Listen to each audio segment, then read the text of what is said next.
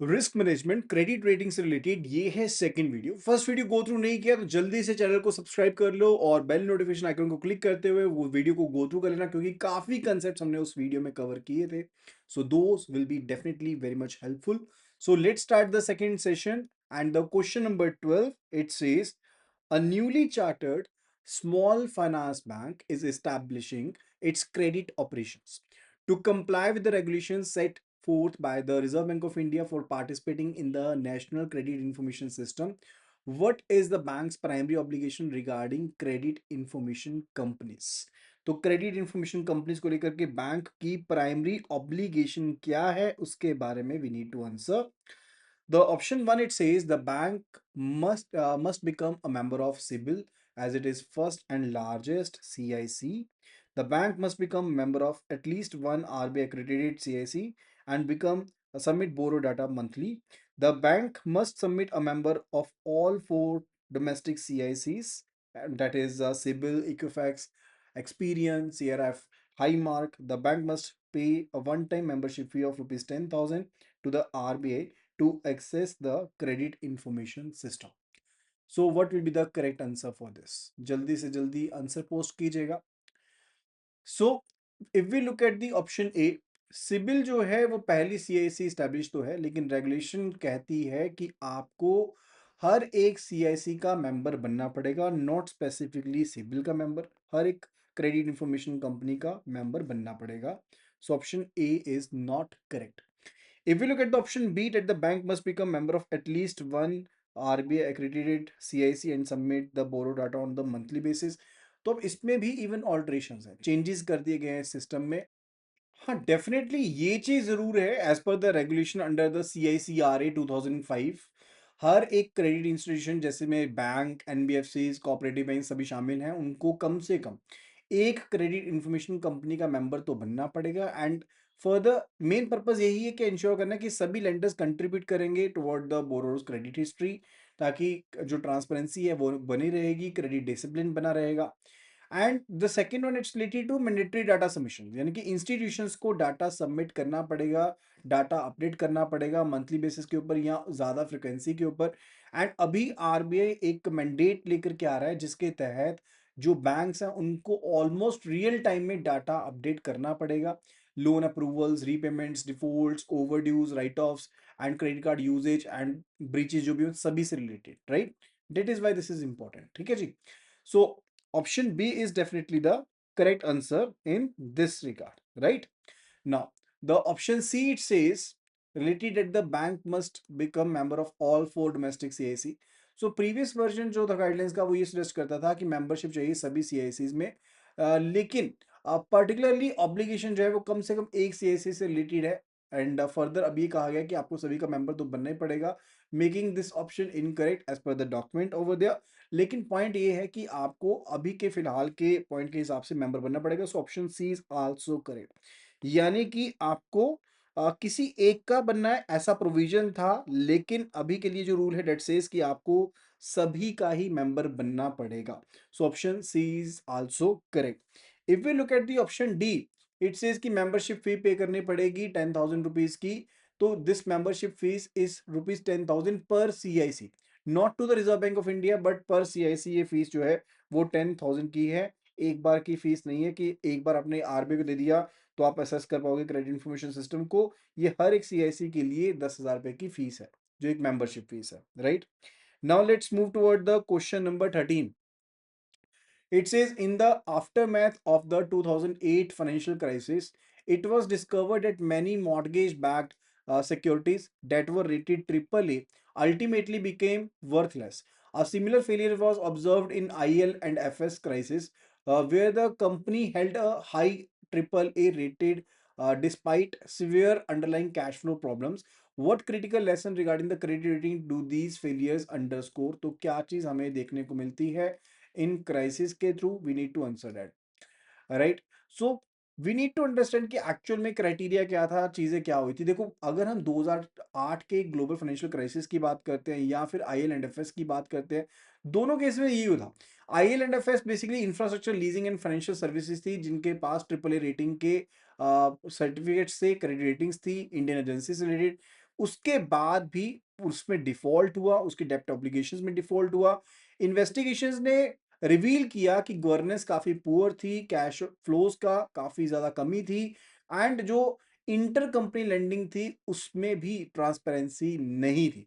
So major जो चीज़ सीखने को मिली है, that was first of all related to model risk, यानी कि रेटिंग मॉडल जो था वो फेल हो सकते हैं कि रियल टाइम जो फाइनेंशियल स्ट्रेस है उनको वो कैप्चर ना कर पाए, तो definitely model risk was there and also the disclosure risk was there. Company critical data को छुपा रही थी, एजेंसीज जो इंफॉर्मेशन वो कंपनी शेयर कर रही थी सिर्फ उसी के ऊपर रिलाई कर रहे थे एंड कंफ्लिक्ट ऑफ इंटरेस्ट भी था। एजेंसीज जो थी उनको पे किया जा रहा है किनके द्वारा, इश्यूअर्स के द्वारा, राइट। एंड उसकी वजह से क्या हो रहा है, रेटिंग इन्फ्लेशन हो रही थी, राइट, कंफ्लिक्ट ऑफ इंटरेस्ट आ गया and further blind reliance on by the investors and banks. अब definitely institutions ignored the warning signals and जो ratings थे फंड उनको उनके ऊपर ज्यादा विश्वास किया गया other than the fundamentals, fundamentals को नहीं देखा, रेटिंग के ऊपर ज्यादा विश्वास कर लिया and further lack of independent assessment. अब बैंक्स ने इंडिपेंडेंट ड्यू डिलिजेंस नहीं करी लैंडिंग करने से पहले, इन्वेस्टमेंट करने से पहले, so that was the major thing, ठीक है, ये चीज आ रही थी। सो ऑप्शंस की तरफ देखते हैं कि क्या आंसर रहेगा। Banks should exclusively use their own internal ratings for corporate loans and ignore external ratings. High credit ratings are a guarantee against the default but not against market risk.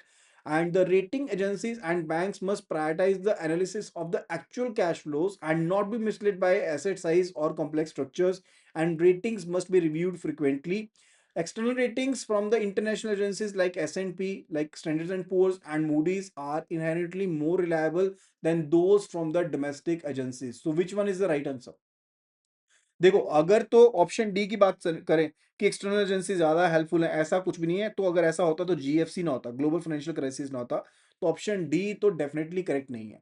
If we look at the option A here, that while RBI encourages the independent appraisal, कि RBI encourage करता है independent appraisal हो, banks को अपना खुद का internal rating का इस्तेमाल करना चाहिए। देखो, RBI जरूर कहता है कि आपका इंडिपेंडेंट अप्रेजल हो, लेकिन वो ये सजेस्ट नहीं करता कि एक्सटर्नल रेटिंग को इग्नोर कर दो, राइट, जो कि काफी ज्यादा इंपॉर्टेंट है कॉर्पोरेट बॉन्ड्स के लिए, रेगुलेटरी कंप्लायंस के लिए। So definitely this is not the right answer. Option B की बात करें, related to high credit rating are a guarantee against the default. तो ये तो जो एग्जांपल्स दी गई जीएफसी की एंड पर्टिकुलर जो आपको आईएलएनएफएस की एग्जांपल दी गई है, ये तो ऑपोजिट सिनेरियो के बारे में बता रही है कि डेफिनेटली रेटिंग भी थी, अच्छी रेटिंग भी थी, फिर भी फेलियर हुआ, राइट, तो वो भी चीज नहीं है। ऑप्शन सी कह रहा है कि rating agencies and banks must prioritize the analysis of actual cash flows and सिर्फ और सिर्फ asset size and complex structure को देख करके ना बहको।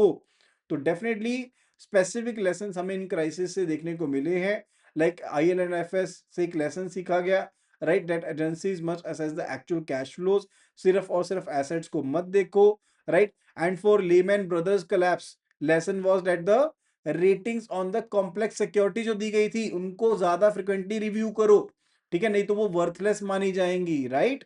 सो option C is the correct answer for this. चलिए अभी नेक्स्ट क्वेश्चन पर चलते हैं। A manufacturing company which had a stable credit rating of A sees a profitability decline sharply due to sudden change in the government import export policy, which is an external factor beyond its control. Even though the company has not yet missed a loan payment, the bank's risk team wants to reevaluate its credit standing. According to the principles of dynamic credit rating, what is the most appropriate action? सबसे ज्यादा appropriate action क्या होगा उसके बारे में बताना है। एक मैन्युफैक्चरिंग कंपनी है, स्टेबल क्रेडिट रेटिंग है, ए की प्रॉफिटेबिलिटी डिक्लाइन हुआ क्योंकि गवर्नमेंट की पॉलिसी चेंज हो गई जिसकी वजह से एक्सटर्नल ये फैक्टर बन गया। एंड इवन दो कंपनी ने अभी तक कोई भी लोन रिपेमेंट मिस नहीं करी है, बैंक फिर भी रिवैल्यूएट करना चाहता है उसकी क्रेडिट स्टैंडिंग को कंपनी की। And according to the principle of dynamic credit rating कौन सी चीज सबसे ज्यादा अप्रोप्रिएट होने वाली है। So let's have a look at the options and further साथ के साथ ही ऑप्शंस को देखते हैं एंड आंसर करते हैं। So option 8 says upgrade the rating to double A because the company has shown resilience by not defaulting yet. तो ऐसा होगा क्या? देखो, upgrading the rating is totally illogical. जब कंपनी की फाइनेंशियल हेल्थ डिटेरियोरेट हो रही है तो आप उसको अपग्रेड कैसे कर सकते हो? तो ऑप्शन ए तो डेफिनेटली करेक्ट नहीं है, right. Option B it says maintain the rating at A as no credit event like a default has occurred. अब देखो, अपग्रेडिंग तो आपने नहीं करी है, लेकिन आप अगर रेटिंग को सेम भी रखते हो तो बेसिकली क्या है कि आप इग्नोर कर रहे हो कि फॉरवर्ड लुकिंग नेचर नहीं आपकी रिस्क असेसमेंट को लेकर के, क्योंकि आज की डेट में उसने फेलियर नहीं शोकेस करा, लेकिन कल को क्योंकि उसका डिक्लाइन हो रहा है तो definitely it can showcase the failure, right? तो वो भी आपको देखना पड़ेगा। तो ऐसा नहीं है कि आप उसको छोड़ दो, ठीक है? इस क्राइटेरिया को छोड़ दो कि डिटेरियोरेशन हुई है। Second third one, it says downgrade the rating to double B और a similar lower grade because falling profits and adverse external factors signal a higher future probability of default. That is absolutely correct. Credit rating जो है वो regularly review की जानी चाहिए because market conditions change होती रहती है, डायनेमिक्स चेंज होते रहते हैं। अब एक क्लियर एग्जांपल है कि फॉलिंग प्रॉफिट्स हैं, मैनेजमेंट इश्यूज हो या कोई एडवर्स चेंजेस अगर होते हैं तो तब डाउनग्रेड जरूर करना चाहिए। So definitely option C is the correct answer. Option C is the correct answer. Option D it says immediate initiate a loan recovery process. तो बिना ऐसी चीज के कि कुछ हुआ ही नहीं है, आप अगर इनिशिएट करना स्टार्ट कर दोगे ओवरड्यू लोन को, डिफॉल्ट तो हुआ नहीं है, तो ये स्टेप काफी प्री मैच्योर रहेगा एंड इनएप्रोप्रिएट रहने वाला है। So that is not the going to happen. So option C is the correct answer for the question number 14. Now let's move to the question number 15. It says a bank is exposed to a high degree of risk because over 30% of its loan portfolio is concentrated in the cyclical cement industry. ठीक है? तो 30% जो loan है इसका portfolio का वो concentrated है cyclical cement industry में। The bank's board decide to hedge this risk by purchasing basket of credit default swaps on its largest cement sector borrowers. जो लार्जेस्ट सीमेंट सेक्टर बोरोज हैं उनके against CDS को purchase कर लिया जाए, ऐसा बोरो जो बोर्ड है वो ऐसा डिसाइड करता है, right? Why might the RBI still have regulatory concern about this strategy? अभी भी आरबीआई के ऐसे कंसर्न्स क्यों रहेंगे, उसके बारे में we need to answer, right? So let's have a look at the different points over here. तो सबसे पहली चीज है कि चाहे कंसंट्रेशन के लिए आप सीडीएस को बाय कर लोगे, बट स्टिल आपका कंसंट्रेशन रिस्क अभी भी प्रेजेंट होगा, राइट? लाइक सीडीएस जो है वो सिर्फ और सिर्फ क्रेडिट रिस्क को ट्रांसफर करते हैं, एक्सपोजर कंसंट्रेशन को ट्रांसफर नहीं करते हैं। Bank will still be having a large portion of its capital जो कि एक वॉलेटाइल इंडस्ट्री के ऊपर टिका हुआ है। अब अगर सेक्टर डाउनटर्न हुआ तो डेफिनेटली लिक्विडिटी एंड स्ट्रेस के ऊपर इश्यू पड़ेगा, इवन अगर सीडीएस है तब भी। फर्दर काउंटर पार्टी रिस्क भी एग्जिस्ट करता है सीडीएस कॉन्ट्रैक्ट में। क्यों? क्योंकि जो सीडीएस होता है, क्रेडिट डिफॉल्ट स्वैप है, वो एक बायलेटरल कॉन्ट्रैक्ट होता है। अब उसमें जो प्रोटेक्शन सेलर है, अगर उसने डिफॉल्ट कर दिया या पेमेंट में डिले कर दिया किसी क्राइसिस के दौरान, तो डेफिनेटली वो रिस्क भी एग्जिस्ट करता है जो कि एक काउंटर पार्टी रिस्क कहलाता है। अगर सीडीएस सेलर वीक हुआ या अंडर कैपिटलाइज्ड हुआ तो डेफिनेटली जो सेफगार्ड भी आपने लिया उसका कोई फायदा नहीं होने वाला है। एंड इवन दो अगर आपने सीडीएस लिया भी है, राइट, तो भी रेजिडुअल रिस्क रहेगा बिकॉज सीडीएस जो है इन्होंने साफ साफ बता दिया कि सीडीएस जो यहां पर लिया जा रहा है that is on the largest cement sectoral borrowers, उनके ऊपर लिया जा रहा है, सभी के लिए नहीं लिया जा रहा। तो डेफिनेटली वो भी एक रेजिडुअल रिस्क आपके ऊपर रहेगा। तो डिफॉल्ट रिकॉग्निशन में डिले हो सकता है, सेटलमेंट में डिफॉल्ट हो सकता है, recovery risk and valuation mismatch हो सकता है। These are the residual risk which may still be present अगर इवन आपके पास सीडीएस है तो भी। फर्दर सिस्टमिक रिस्क एम्प्लीफिकेशन हो सकती है, लाइक अगर बहुत से बैंक सीडीएस के through small group of borrow counterparties के लिए पर्टिकुलरली अपने आप को सेफगार्ड करने की कोशिश करते हैं, तो वहां पर काउंटर पार्टी फेलियर हो सकता है जिसकी वजह से सिस्टम वाइड रिस्क प्रेजेंट बन सकता है। Further regulatory compliance and limits भी है, आरबीआई रिस्ट्रिक्ट करता है बैंक्स को कि वो डेरिवेटिव्स को सब्सटीट्यूट की तरह इस्तेमाल नहीं कर सकते for a good risk management, right? RBI restrict करता है इस चीज को कि आप डेरिवेटिव्स का इस्तेमाल ऐसा नहीं कर सकते कि आप रिस्क मैनेजमेंट को अच्छी तरीके से कर लो, उसके लिए सिर्फ डेरिवेटिव का इस्तेमाल कर लो। आरबीआई एक्सपेक्ट करता है कि बैंक अपने लोन पोर्टफोलियोज को डाइवर्सिफाई करेंगे एंड सिंथेटिक हेजिंग के ऊपर ज्यादा डिपेंडेंट नहीं होंगे। सीडीएस का यूजेज सिर्फ और सिर्फ रेगुलेटेड एंड मॉनिटर्ड गाइडलाइंस के तहत ही हो सकता है, राइट? तो these are the concerns that may be with the Reserve Bank of India. अभी ऑप्शंस को देखते हैं। बिकॉज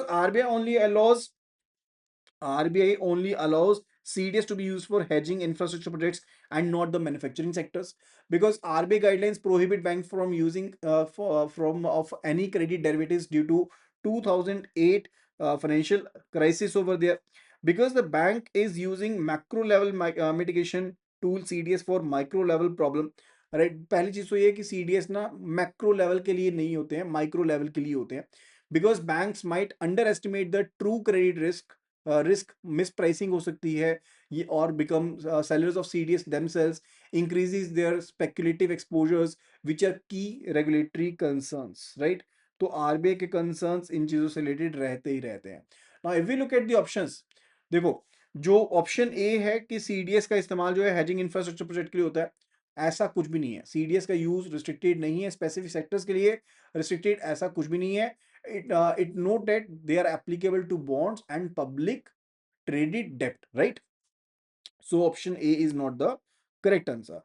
Option B जो है, that's related to because RBI guidelines prohibit banks from using the CDS due to the 2008 crisis. ऐसा भी नहीं है, RBI लॉ करता है कि आप प्लेन वनीला CDS का इस्तेमाल कर सकते हो सेफ गार्ड पर्पज के लिए, लेकिन स्ट्रिक्ट गाइडलाइंस उसके लिए प्रेजेंट है. So this is also not correct. Option she says because the bank is using macro level mitigation tool. देखो ये मिसकरेक्टराइज कर रहा है टूल्स को. कंसंट्रेशन रिस्क जो है वो मैक्रो लेवल पोर्टफोलियो प्रॉब्लम है, जबकि सीडीएस जो है वो माइक्रो लेवल टूल है, right? As I told you, option C is also not correct. C, option D will be the correct answer here. Option D is the correct answer. Why it is correct? Because risk mispricing and जो speculative trading है वो primary reason है कि RBI cautious रहता है credit derivative के usage को लेकर के. इवन व्हेन जब हम डेरिवेटिव्स का इस्तेमाल सेफगार्ड करने के लिए भी करते हैं, वहां पर भी रिस्क रहता है कि सीडीएस की प्राइसिंग करेक्टली नहीं होगी, या फिर हो सकता है कि बैंक खुद सीडीएस को सेल करना स्टार्ट ना कर दे ताकि वो प्रीमियम को अर्न कर ले, देयर बाय वो ज्यादा रिस्क लेने लग जाएंगे. So definitely that's a concern for the RBI, right? Now let's move to the question number 16. It says the board of a bank during its quarterly review examines a CRILIC report which indicates that a corporate borrower with an exposure of 50 crore has been classified as SMA2 by three other lenders. According to the Reserve Bank of India guidelines on board oversight, what is the most critical and immediate responsibility of the bank in this situation? तो इस situation में bank की क्या guidelines होनी चाहिए? We need to answer over here. क्रिलिक के बारे में देखो, मैंने ऑलरेडी आपको बताया कि क्रिलिक क्या है, कौन सा डाटा, यानी कि 5 करोड़ से ज्यादा का एक्सपोजर है तो वहां पे डेफिनेटली आपको सबमिट करना पड़ेगा डाटा, राइट? अब ऑप्शन ए को देखते हैं. It says to recommend purchasing the CDS to hedge the risk of this specific borrower. देखो हैजिंग जो है सीडीएस के साथ डेफिनेटली वो रिस्क मिटिगेशन स्ट्रेटजी है, रिस्क को ट्रांसफर करती है, लेकिन बोर्ड का जो प्राइमरी रोल है that's basically related to governance and the oversight. वो फाइनेंशियल ट्रांजैक्शंस को एग्जीक्यूट करने का काम नहीं है. सो उनका सबसे पहला स्टेप जो रहेगा that would be related to proper assessment की जाए एंड प्रॉपर क्लासिफिकेशन की जाए, right? Second, it says the direct to direct the management to conduct their own independent credit appraisal and proactively monitor the asset quality for timely classification as a willful defaulter if the criteria are met. Absolutely right. देखो RBI की जो guideline है board oversight को लेकर के वो यही है कि आपको प्रोएक्टिव अप्रोच रखनी चाहिए, मॉनिटरिंग प्रॉपर करनी चाहिए ताकि एसेट क्वालिटी प्रॉपर मॉनिटर हो एंड टाइमली क्लासिफिकेशन हो जाए विलफुल डिफॉल्टर की तरह अगर है तो. बिकॉज क्रिलिक का डाटा जो है वो एक अर्ली वार्निंग सिग्नल की तरह ही आपको हेल्प आउट करता है. I already discussed in the previous video, right? अब बोर्ड का जो प्राइमरी गवर्नेंस का रोल है वो बेसिकली इस चीज को इंश्योर करना है कि मैनेजमेंट इस इंफॉर्मेशन के ऊपर काम करे rather than taking the micro level action itself. ये नहीं है खुद से सीडीएस बाय कर लिया, वो बाद का एक्शन है, अभी का एक्शन यही है, ठीक है? So that is the case. Third one, it says so as to report the borrower to all four credit information companies immediately. वो तो देखो ऑलरेडी हो ही रहा होगा, तो प्राइमरी डायरेक्टिव नहीं है, वो बोर्ड की रिस्पॉन्सिबिलिटी नहीं है वो, right? So that is not the case. Option D, it says to restructure the loan immediately use under the emergency credit line scheme ECLG ECLGS के अंदर कर दो so as to prevent the default. अब restructuring under a specific scheme is a potential action, लेकिन वो automatic नहीं है, right? वो तभी फॉलो किया जाएगा अगर डिटेल्ड असेसमेंट पहले की जाएगी बोरोर की वायबिलिटी को लेकर के. अगर वो वायबल होगा तभी रिस्ट्रक्चरिंग करोगे, ऐसे तो ना कर लोगे, right? So option B is the correct answer for this question. Question 17, it says a bank sanctioned a large loan for business expansion, but the loan agreement contained only a general clause, right? उसमें सिर्फ एक general clause है about proper fund utilization without mandating a specific tracking mechanism. The borrower later diverted a significant portion of the funds into the stock market. This failure is a direct violation of which RBI guideline and what is the prescribed corrective action? तो क्या corrective action है? Diversion तो हो गया, stock market में पैसा चला गया. Let's have a look at the options here. So option 8 says the guideline on director identification and PAN check and the corrective measure is to blacklist the directors. Second, it says the guideline on monitoring and use of funds. prescribed measure is for lenders to obtain independent audits on fund utilization. Absolutely. जो guideline है वो यही है कि monitoring करनी है and usage of funds की, and कोई भी साइफनिंग ऑफ फंड्स ना हो एंड डाइवर्जन ना हो, उसके लिए टाइमली ऑडिट होना जरूरी है, इंडिपेंडेंट ऑडिट होना चाहिए for the fund utilization purpose. Option B is definitely the correct answer. Option C it says the guideline on independent credit appraisal. Credit appraisal तो प्री सैंक्शन से रिलेटेड हो गया, right. Corrective measure is to reappraise the loan based of on new financials. वो तो correct नहीं है. देखो initial appraisal जो है उसमें डेफिनेटली दिक्कतें हो सकती हैं. The specific failure described over here is basically related to कि डिसबर्समेंट के बाद डाइवर्जन हुआ है, right. So that is not actually related to it.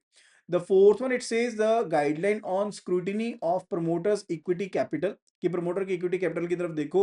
The corrective measure is to reassess the company's DER. DER जो होता है that's basically वो आप leverage चेक करते हो कि कंपनी ज्यादा leverage तो नहीं है, राइट. अब स्क्रूटनाइज करोगे वो प्री सैंक्शन चेक है कि ज्यादा बेसिकली इन्फ्लेशन ना हो जाए स्ट्रेंथ से लेकर के, राइट. वो उसके साथ रिलेटेड है. It is not related to tracking the usage of the funds, right, after the disbursement. So correct answer जो रहेगा यहाँ पर that is option B here. Now, let's move toward the question number 18. It says a conservative pension fund which prioritizes capital preservation over the high returns is considering an investment in collateralized debt obligation. CDO में investment करनी है, right.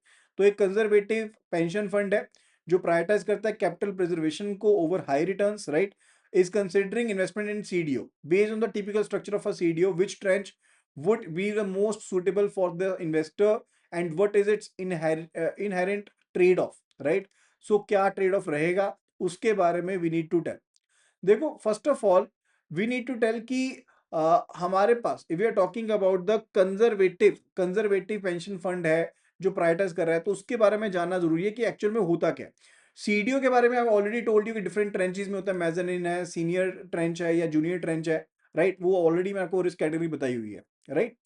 So when we are talking about the conservative pension fund, right, तो इसका मतलब क्या होता है कि ओवर द हाई रिटर्न्स आपको चाहे लो रिस्क चाहिए and for the income focus investment strategy चाहिए, right. That is the case कि आपको लोअर या स्टेबल रिटर्न चाहिए. आपको prioritizing the income over the growth, ये नहीं कि ज्यादा जल्दी ग्रोथ करना, लेकिन आपको रिस्क कम उठाना, राइट, वो चीज है.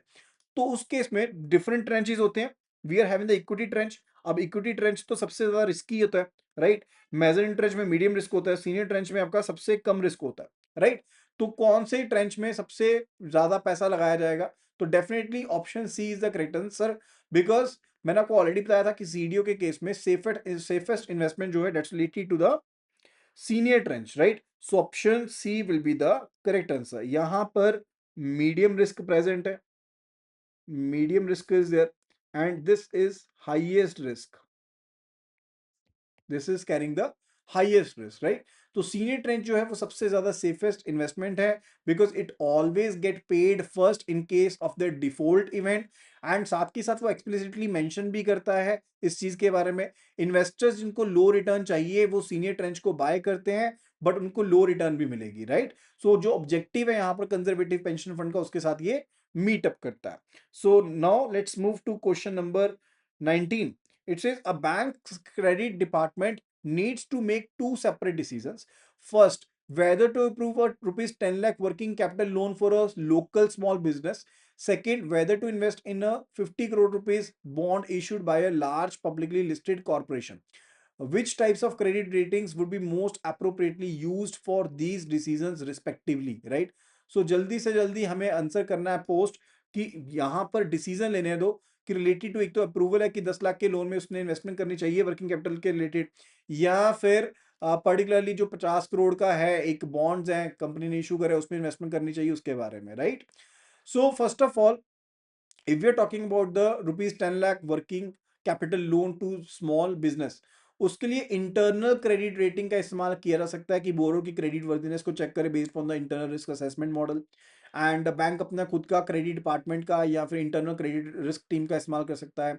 एंड इसमें बैंक जो है that will be going through the financial statements, repayment history को चेक करेंगे, बिजनेस को चेक करेंगे, इंडस्ट्री रिस्क, कोलेटरल वगैरह जो भी अवेलेबल उनको चेक करेंगे. एंड रेटिंग उसके हिसाब से निकाली जा सकती है, like it could be score और ग्रेड हो सकता है जो इंटरनली यूज किया जा रहा है, राइट. वो जो भी चीज है that must be aligned with the bank's credit risk appetite and credit policy के साथ, राइट.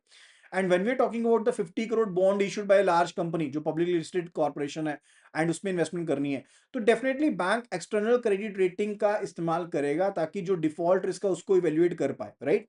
एंड ये जो एक्सटर्नल क्रेडिट रेटिंग होगी that will be done by CRA, credit rating agency करेगी जो कि सेबी द्वारा रजिस्टर्ड होगी, जैसे क्राइसिल होगी, आइक्रा होगी, केयर होगी, फिच होगी, मूडीज, एस&पी, ये सभी वो क्रेडिट रेटिंग एजेंसीज हैं। CIC is credit information company and CRA is credit rating agency, दोनों अलग अलग होती हैं and definitely those will be used, right. So यहां पर देखते हैं ऑप्शंस क्या क्या है। First option it says external rating for the small business, कि एक्सटर्नल रेटिंग का स्मॉल बिजनेस के लिए स्मॉल ग्रुप कैसा है, no that is wrong. Internal rating for the small business and external rating for the corporate bond, absolutely correct, right. So this is correct, तो option B जो है वो correct है। External rating में कौन सी है, जैसे एस&पी है, आइक्रा है, समीरा है, अलग अलग रेटिंग्स हैं जिनका आप इस्तेमाल कर सकते हो। इंटरनल रेटिंग फॉर बोथ ऐसा भी नहीं होगा and external rating for both ऐसा भी नहीं होगा। So option B is absolutely the correct answer. देखो, internal credit rating best suited for the small ticket loans and external credit rating that is basically used for the large corporate bond investments, उनके लिए best रहता है, right. Now let's move toward the question number 20th। It says a bank's internal audit flags a high level of risk concentration. Bank internal audit आपको एक high level of risk concentration के बारे में बताती है। It specifies two distinct problems, that is first is over 25% of the bank's entire loan book is exposed to the real estate sector। 25% का loan real estate sector के ऊपर है। Within that sector, second problem है, within that sector single corporate group accounts for a very large portion of the lending, और उसी के बीच में कंसंट्रेशन, बोरोर वाइज कंसंट्रेशन है। Which pair of macro level mitigation strategies is required to address these two separate issues. किसका इस्तेमाल करेंगे, loan restructuring and exposure norms का, sectoral diversification and exposure norms का, periodic loan policy reviews and loan restructuring का, या फिर sectoral diversification and credit appraisal standards का। Which one is to be used for this case. So let's dig into the problem कि problem actual में है क्या। When we are talking about कि 25% bank का जो टोटल लोन बुक का है that is expose to the real estate sector, तो ये चीज है कि सेक्टरल कंसंट्रेशन रिस्क को मिटिगेट को बेसिकली आपने ध्यान नहीं दिया, राइट। तो बैंक को अपना क्रेडिट एक्सपोजर डाइवर्सिफाई करना है across the different industries, manufacturing, real estate, service, agriculture को लेकर के, राइट, ताकि ओवर डिपेंडेंस ना हो सिंगल सेक्टर को लेकर के। ये इसके साथ रिलेटेड है, यानी कि सेक्टरल डाइवर्सिफिकेशन के साथ रिलेटेड है। तो ये वाली जो प्रॉब्लम है ये सेक्टरल डाइवर्सिफिकेशन के साथ रिलेटेड है, राइट।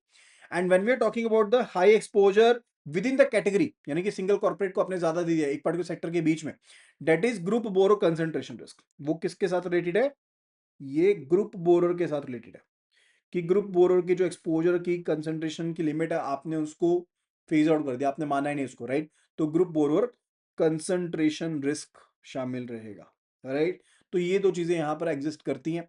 अब आरबीआई की नॉर्म्स की बात करें under the large exposure framework, जिसको एलईएफ कहते हैं, तो मैक्सिमम एक्सपोजर कितना होता है, बैंक के एलिजिबल कैपिटल बेस का 20% and group of connected borrows के केस में 25%। अब ये जो नॉर्म्स हैं वो लिमिट करते हैं कंसंट्रेशन रिस्क को, राइट। सो ऑप्शन कौन सा आंसर रहेगा, that will be the option B.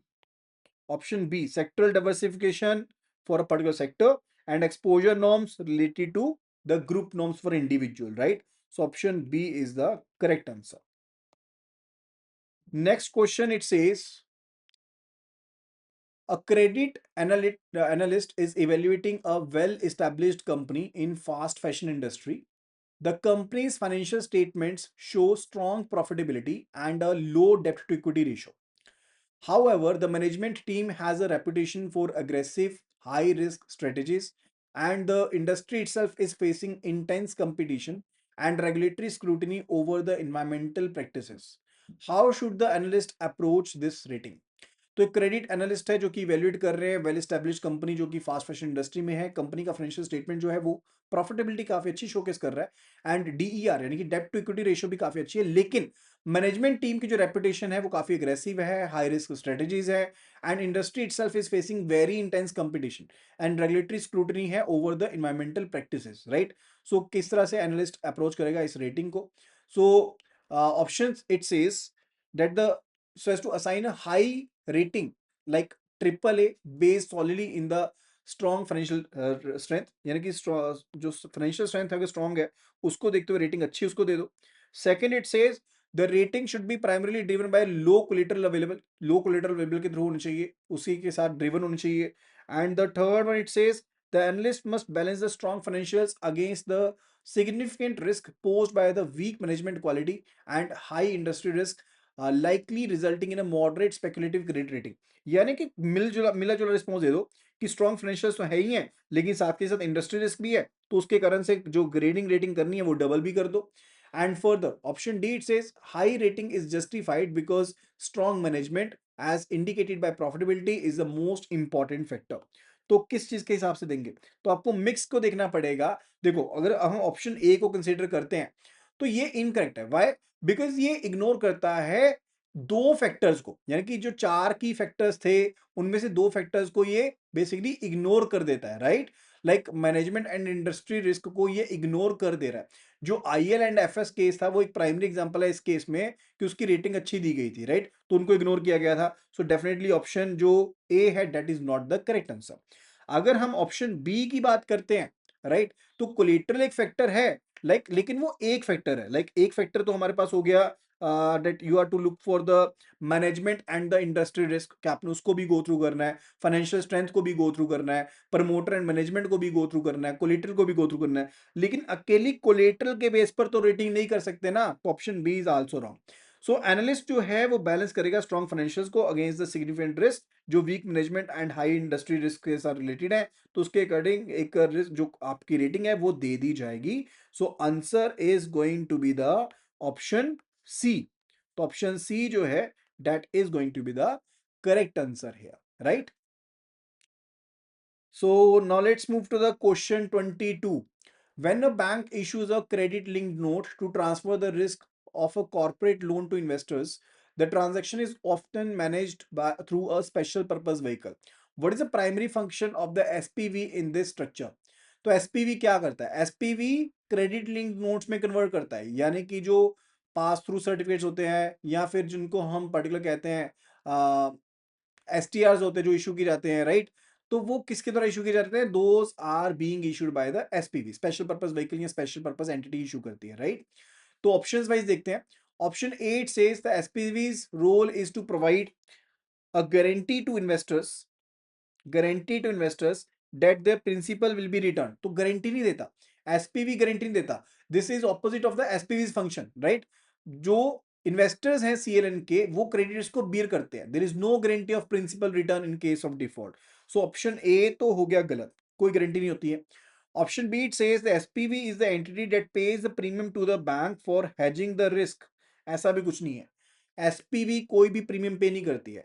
जो इन्वेस्टर्स हैं effectively act as a potential protection sellers, right, by bearing the risk, and उनको रिटर्न मिलती है। बैंक प्रोटेक्शन बायर की तरह एक्ट करता है। एसपीवी वो व्हीकल है जिसके थ्रू ट्रांजैक्शन होती है। That is not party that is going to pay the premium, right? So option B is also not correct. Option C, it says that the SPV is legally separate entity that formally issues CLN to investors. Yes, this is legal separate entity जो एक company की form में होती है और investors को सीएलएन issue करती है एंड होल्ड करती है अंडरलाइंग लोन को, रेफरेंस एंटिटी को, thereby isolating the risk from the banks balance sheet. Main balance sheet से रिस्क निकल जाता है। So absolutely this is the correct answer. Option C is the correct answer. If we look at the option D, it says SPV's main purpose is to conduct the credit appraisal. तो credit appraisal करने का काम भी इनका नहीं होता है, right? So option C is the correct answer. Now let's move toward the question number 23. It says a bank is considering financing a large complex highway project that will take over 7 years to complete, right? तो bank consider कर रहा है financing a large complex highway project that is going to take over 7 years to complete. The RBI has issued specific guidelines for such exposures. To comply with these guidelines, what type of analysis is actually mandatory for the bank to perform before sanctioning the loan to mitigate the potential risks, right? That we need to tell. So options wise, let's have a look at it. The bank must primarily rely on the external credit rating. देखो guideline जो है that's related to independent credit appraisal. Explicitly वो ये warn करती है कि आप सिर्फ और सिर्फ एक्सटर्नल रेटिंग के ऊपर डिपेंडेंट नहीं रहोगे। तो ऑप्शन ए हो गया गलत। Option B it says the bank must conduct a thorough verification of the project directors, DIN PAN check करो कि वो विलफुल डिफॉल्ट लिस्ट में तो नहीं है। देखो, डायरेक्टर वेरिफिकेशन एक मैंडेटरी स्टेप है, बाकी सभी लोन्स के लिए भी वो मैंडेटरी एक स्टेप होता है, लेकिन वो जनरल रिक्वायरमेंट है, राइट। गाइडलाइंस बेसिकली स्पेसिफिक है to the risk for the large infrastructure projects, right. That's a scenario analysis, वो सिनेरियो एनालिसिस करना पड़ता है आपको, सिर्फ और सिर्फ डिन एंड पैन चेक करके नहीं होगा, right. Option C it says the bank must perform scenario and sensitivity analysis, very right, scenario analysis भी करना पड़ेगा, सेंसिटिविटी एनालिसिस भी करना पड़ेगा, ताकि स्ट्रेस टेस्ट कर पाओ कि in the adverse situation, like अगर कंस्ट्रक्शन डिले होता है या कोस्ट ओवररन होता है, इकोनॉमिक डाउनटर्न होता है, तो किस तरह से प्रोजेक्ट चलेगा, कौन कौन से रिस्क बनेंगे, उनको चेक करना काफी जरूरी है। So option C is absolutely the correct answer. Question number 24. During a loan appraisal, a bank's due diligence team finds that the director of the applicant company is not on the willful defaulter list. तो loan appraisal के दौरान bank के due diligence के दौरान team को पता लगता है कि डायरेक्टर जो एप्लीकेंट कंपनी का वो विलफुल डिफॉल्टर लिस्ट में तो नहीं है। However, check of the DIN, that is a director identification number, reveals that he previously served on the board of 3 other companies that defaulted on their loans. लेकिन वो पहले panel में था जिन्होंने डिफॉल्ट किया था, 3 ऐसी कंपनी थी एंड सब्सिक्वेंटली वो कंपनीज लिक्विडेट होगी। What does RBI's guidelines on director verification employ in this nuanced situation? तो क्या चीज यहां पर बनेगी उसके बारे में बताना है। Option A it says the loan should be approved without issue as the director is not officially listed as a wilful defaulter. देखो, एक सुपरफिशियल एप्लीकेशन का रूल है बेसिकली कि आप दे दो लोन। गाइडलाइन बेसिकली गाइडलाइन का जो पर्पज है वो मेन पर्पज क्या है कि रिस्क को मिटिगेट करना है। एंड इंफॉर्मेशन जो मिली है अब टीम को, that's a significant red flag in that scenario, right, कि फर्दर इन्वेस्टिगेशन करनी चाहिए। तो definitely option A is not the correct answer. Option B the loan should be rejected outright as any association with the defaulted company is prohibited, ऐसा भी कुछ भी नहीं है। देखो, आउटराइट रिजेक्शन है कि एकदम से मना ही कर दो कि भाई करना ही नहीं है बिना फिर किसी इन्वेस्टिगेशन के। डायरेक्टर का स्पेसिफिक रोल हो सकता है, कुछ रीजंस हो सकते हैं डिफॉल्ट से पहले, उनको समझना जरूरी है। So option B is also not the correct answer. Option C, it says the bank must conduct a deeper scrutiny into the director's credit history and role in the previous defaults to prevent the lending to individuals who made fraudulent or habitually associated with the failed ventures, right? So option C is absolutely the correct answer. कि scrutinize करना है properly, position देखो ना क्या था क्या नहीं था, उसका क्या रोल था उसमें, क्या नहीं था, we need to check। जो DIN and DIN and PAN का वेरिफिकेशन होता है, that's basically कि हमने ऐसे पर्सन्स को लेंडिंग नहीं करनी है जो फ्रॉडलेंट बोरर्स हो सकते हैं, एंड साथ के साथ विलफुल डिफॉल्टर्स को लोन देने से भी मना करना है। जो गाइडलाइन की स्पिरिट है वो ये नहीं है कि सिर्फ नाम चेक किया आगे लिस्ट के ऊपर तो छोड़ दो।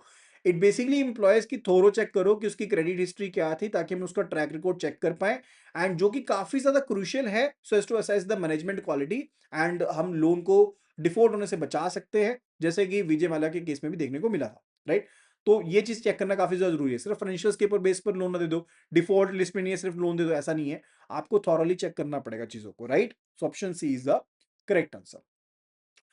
And then it says, based on the document, what is the most significant overall impact of establishing a robust credit information system encompassing both credit information companies and the CRILIC, that is a central repository of information on large credits on the banking ecosystems.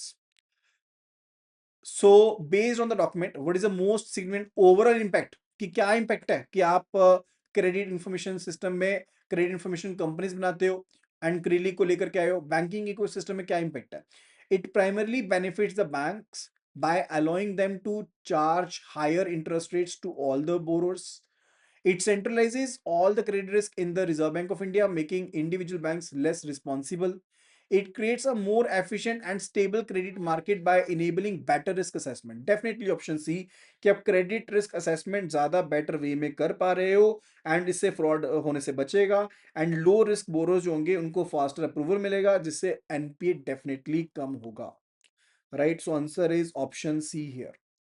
So that will be all related to this video. I hope कि आपने video को enjoy किया होगा। अगर आपको video अच्छी लगी तो जल्दी से जल्दी आप CIB अर्ली बर्ड पैक लिख करके व्हाट्सएप कर दीजिए to the number 83609, where I'll be sharing all the details to you. देखो complete course available है CIIB का, which is very much helpful for clearing the exam in the very first attempt. So just do WhatsApp CIB early bird to the number 83609444207 and I'll be sharing all the things. Thank you so much and see you again in the next video. अगर आपको इस video का PDF चाहिए तो जल्दी से लिखो CIB PDF और WhatsApp कर दो to the same number and I'll be sharing the link to you for all the PDFs over there. Thank you so much and see you again in the next video.